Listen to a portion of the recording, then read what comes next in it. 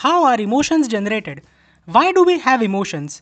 Emotions have been a central topic of study in psychology, leading to the development of various theories that attempt to explain their origin, function, and impact on behavior.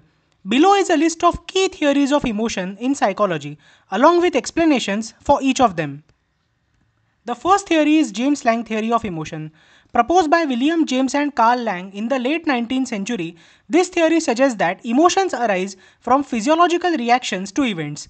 According to this theory, an external stimulus leads to a physiological response, and the emotion is the result of noticing this bodily change. For example, seeing a tiger in the jungle triggers a physiological response like a racing heart, and the emotion of fear is the perception of that response. However, critics argue that people can experience emotions without a corresponding physiological response, and some physiological responses can be similar for different emotions, which challenges this theory. The second theory is Schachter-Singer theory of emotion. Also known as two-factor theory, this model was developed by Stanley Schachter and Jerome Singer in 1962. It posits that emotion is based on two factors: physiological arousal and cognitive labeling.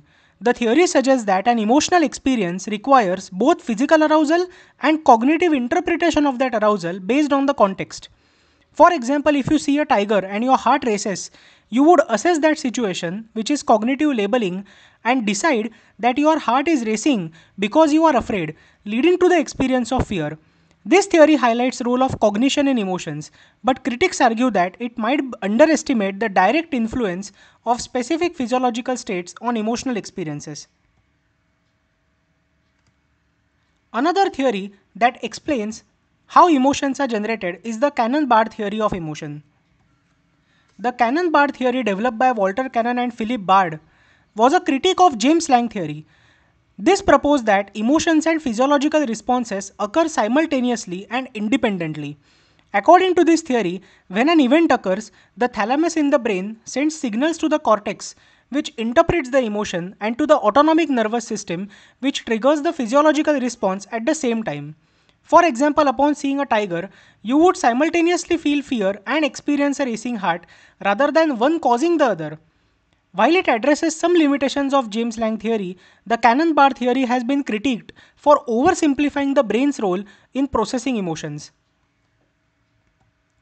Another theory is Lazarus Theory, which is also cognitive appraisal theory. Richard Lazarus proposed that emotions result from an individual's cognitive appraisal of the situation.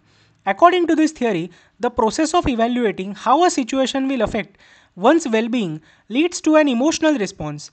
The cognitive appraisal occurs first, followed by emotional and physiological responses.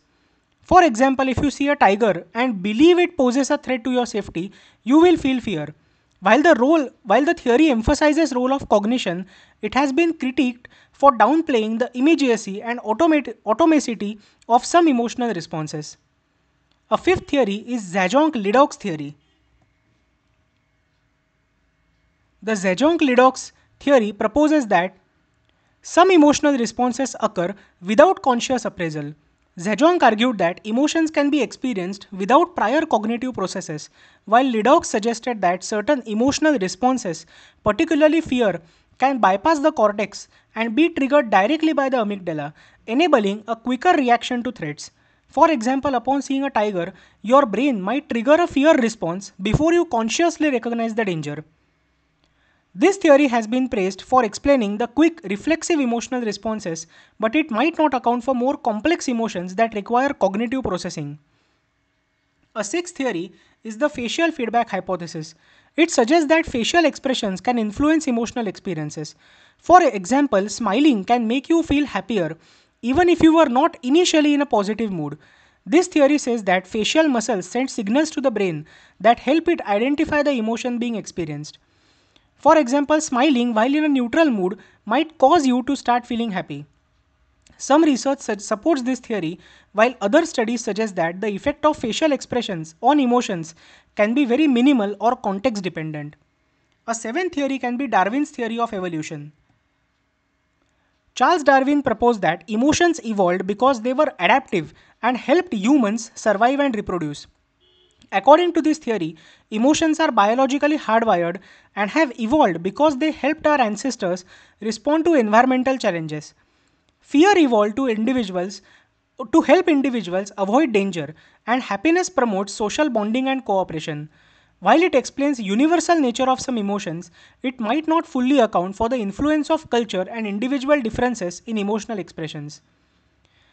An eighth theory can be Plutchik's wheel of emotions. The Plutchik's wheel of emotions, developed by Robert Plutchik, is a model of emotions in the form of a wheel, proposing that there are eight primary emotions, which are joy, trust, fear, surprise, sadness, disgust, anger, anticipation, and that these emotions can combine to form more complex emotions. The wheel illustrates the relationships between different emotions and how they blend together. For example, joy and trust can combine to create love, while fear and surprise can combine to create awe. While the model is comprehensive, some argue that it oversimplifies the complexity and variety of human emotions. Another theory can be affective events theory. Developed by Howard Weiss and Russell Cropanzono, this theory focuses on how workplace events influence employees' emotions and consequently their job performance and satisfaction. According to affective events theory, specific events in the workplace can lead to emotional reactions that influence behavior and work attitudes. For example, receiving positive feedback at work can lead to feelings of pride, which may increase job satisfaction and performance. This theory is highly specific to organizational behavior and might not fully address the broader range of emotional experiences outside the workplace.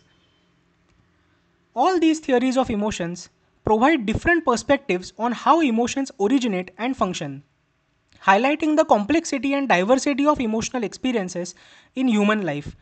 Each theory has its strengths and limitations, and together they offer a comprehensive understanding of the role of emotions in human psychology. Thank you so much for listening.